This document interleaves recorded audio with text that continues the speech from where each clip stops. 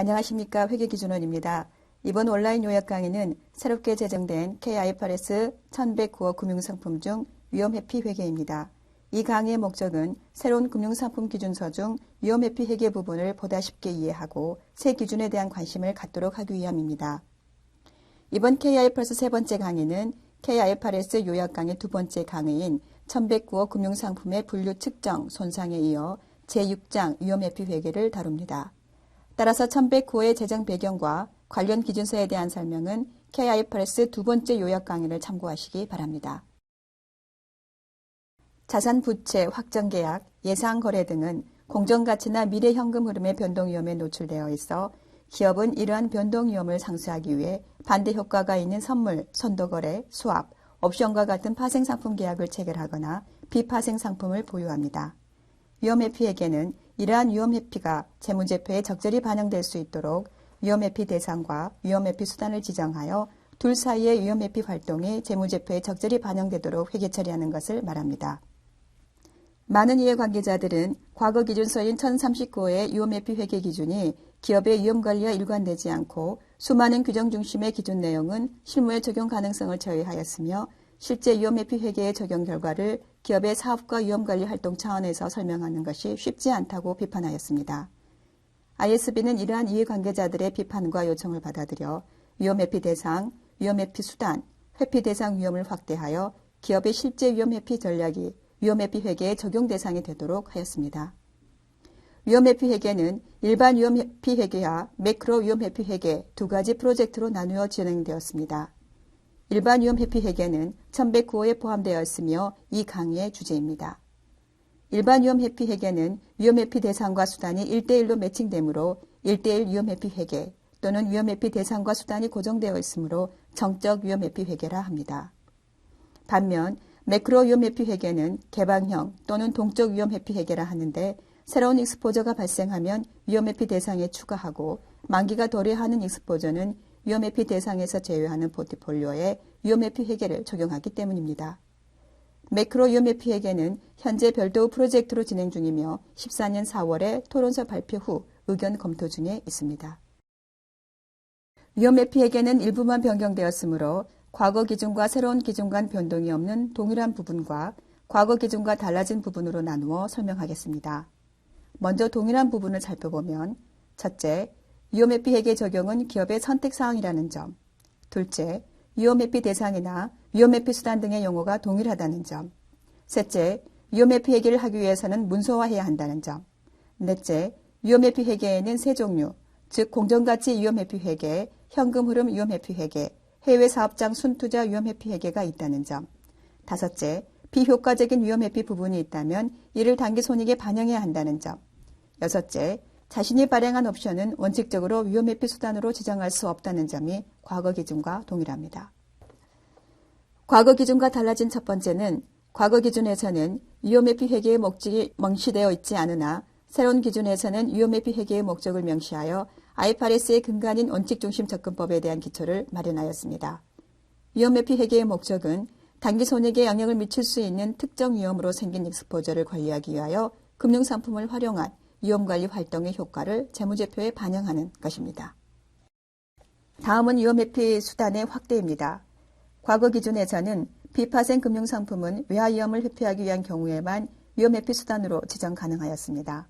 그러나 새로운 기준에서는 공정가치 측정 단기손익으로 인식하는 비파생 금융상품의 경우 모든 위험에 대한 위험회피 수단으로 지정이 가능합니다. 셋째, 위험회피 대상의 확대입니다. 과거 기준에서는 비금융 항목의 경우 외화 위험에 대해서만 또는 비금융 항목 전체 위험에 대해서만 위험회피 대상으로 지정할 수 있었습니다. 그러나 새로운 기준에서는 비금융 항목의 구성 위험이 식별 가능하고 신뢰성 있게 측정할 수 있다면 회피 대상 위험으로 지정할 수 있습니다. 따라서 비금융 항목의 인플레이션 위험, 즉 가격 위험도 위험회피 대상으로 지정 가능합니다. 한편 과거 기준에서는 매입 옵션을 제외한 파생상품은 위험회피 대상으로 지정할 수 없었습니다. 새로운 기준에서는 위험회피 대상 비파생 상품과 파생 상품이 결합된 통합 익스포저도 위험회피 대상으로 지정할 수 있습니다. 이를 사례를 통해 알아보겠습니다. 커피 선물 계약을 사례로 들겠습니다. 기업은 12개월 후에 100톤의 커피를 달러화로 매입하기로 하였습니다. 이 경우 기업은 커피의 가격 변동 위험과 달러화의 환율 변동 위험에 노출됩니다. 기업은 커피의 가격 변동 위험을 회피하기 위해 12개월물 커피 선물 계약을 $10,000에 체결하였습니다.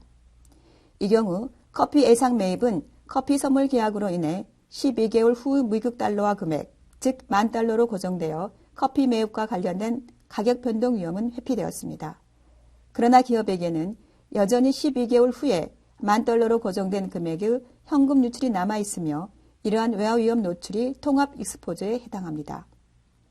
기업이 비파생인 예상 매입과 파생인 선물 계약이 결합된 통합 익스포저에 해당하는 고정된 외화 위험 노출을 회피하기 위하여 이를 위험 회피 대상으로 지정하고 다른 위험 회피 수단, 예를 들어 통화손도 계약으로 이러한 외화 위험을 회피하고자 한다면 과거 IS39에서는 불가능했지만 새로운 기준에서는 통합 익스포저를 위험 회피 대상으로 지정할 수 있어 가능합니다.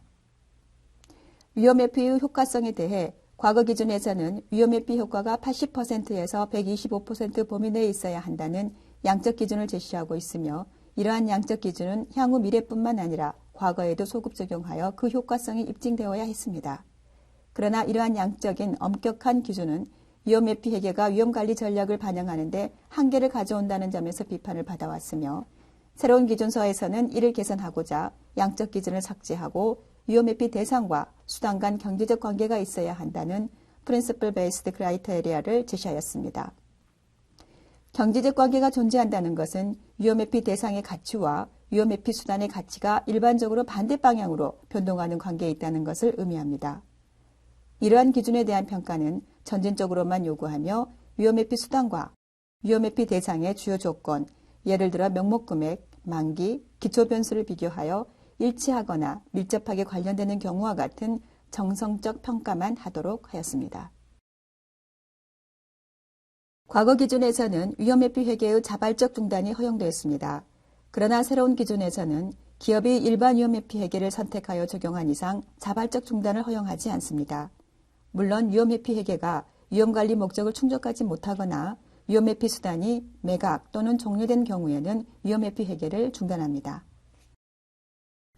재조정과 관련하여 과거 기준에서는 자발적 중단이 허용되었기 때문에 원칙적으로 재조정할 수 없었습니다. 따라서 예상하지 않은 위험 회피 관계의 조정이 발생하면 기존의 위험 회피 회계를 중단하고 새로운 위험 회피 회계를 시작해야만 했습니다. 그러나 기업의 위험관리 목적이 여전히 동일하고 단지 상황의 변동으로 위험 회피 비율만 조정하면 되는데도 이를 중단하고 새로운 위험 회피 회계를 시작하는 것은 실무와 부합하지 않다는 비판을 받았으며 새로운 기준에서는 이를 수용하여 위험 회피 수단이나 위험 회피 대상의 수량을 재조정하도록 허용하였습니다. 위험 회피 관계의 변경으로 인한 위험 회피 회계의 중단, 계속, 재조정을 정리하면 첫째, 위험 회피 수단이 매각, 종료 또는 행사되는 경우라면 당연히 위험 회피 회계는 중단됩니다. 둘째, 위험관리 목적이 변경되었다면 위험 회피 회계를 중단해야 합니다. 셋째, 위험 회피 대상과 위험 회피 수단 간의 경제적 관계가 존재하지 않는다면 역시 위험 회피 회계를 중단합니다. 넷째, 위험 회피 수단이나 위험 회피 대상 항목의 신용 위험의 변동이 가치 변동의 대부분을 차지한다면 위험 회피 회계를 중단합니다. 이 외에는 효과적인 위험 회피를 위한 위험 회피 비율의 적절성을 살펴보아 적절하지 않다면 위험 회피 비율을 재조정한 후 위험 회피 회계를 계속해야 합니다.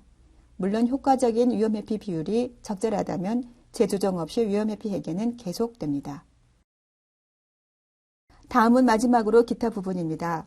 우선 위험 회피 수단으로 지정되지 않은 옵션과 선도계약은 일반적인 파생 상품이기 때문에 가치 변동 부분을 모두 단기손익으로 인식합니다. 그러나 옵션의 시간 가치와 선도계약의 선도 요소의 변동분을 단기 손익으로 회계 처리할 경우 기업의 실제 위험 관리 전략과 일치하지 않는다는 비판이 제기되어 새로운 기준에서는 이를 기타 포괄 손익으로 인식하도록 하였습니다. 기업이 신용위험 익스포저를 관리하기 위해 신용파생 상품을 사용하는 경우 과거 기준에서는 위험 회피 회계를 적용할 수 없었으나 새로운 기준에서는 위험관리가 이루어진다면 신용파생 상품을 사용한 신용위험관리에 대하여 공정가치 선택권을 허용하였으며 공정가치 측정 단기손익으로 인식할 수 있습니다. 1039의 적용 범위에서 제외된 일반 상품 계약은 미희행 계약이므로 회계 처리가 없습니다. 그러나 기업이 이 계약의 가치 변동을 회피하기 위해 파생상품 계약을 체결하였다면 이 파생상품은 공정가치로 측정하여 당기손익에 반영합니다. 그렇기 때문에 회계불이치가 발생할 수 있습니다. 이러한 불일치를 해소하기 위해 새로운 기준에서는 공정가치 선택권을 허용하여 일반 상품의 계약에 대하여 미이행 계약이더라도 일반 상품 계약의 가치 변동분을 측정하여 당기손익으로 인식할 수 있도록 하였습니다. 이상으로 K-IFRS 1109호 금융상품 위험회피 회계에 대한 요약 강의를 마칩니다. 새로운 금융상품 기준에 대한 보다 자세하고 구체적인 설명과 풍부한 사례를 경험하기 위해서는 회계기준원에서 개최하는 K-IFRS 제정 및 개정 기준 강의에 참석하시길 권장합니다. 참고로 K-IFRS 제1109호의 제정 일정을 말씀드리겠습니다. ISB는 새로운 금융상품 기준서인 IFRS 9을 2014년 7월에 공표하였습니다. 새로운 금융상품 기준서의 시행일은 2018년 1월 1일이며 조기 적용할 수 있습니다.